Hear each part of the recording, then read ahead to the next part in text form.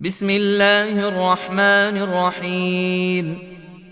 اقرأ باسم ربك الذي خلق خلق الإنسان من علق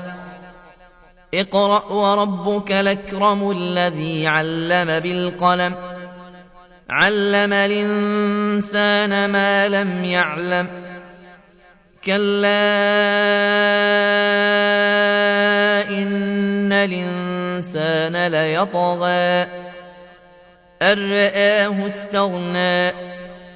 إن إلى ربك الرجعى أرأيت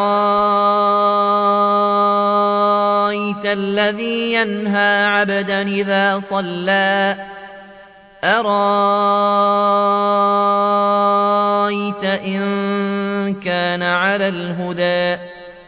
أو أمر بالتقوى أرأيت إن كذب وتولى ألم يعلم بأن الله يرى كلا لئن لم ينته لنسفعا بالناصية ناصية كاذبة خاطئة فليدع ناديه سندع الزبانية كلا لا تطعه واسجد واقترب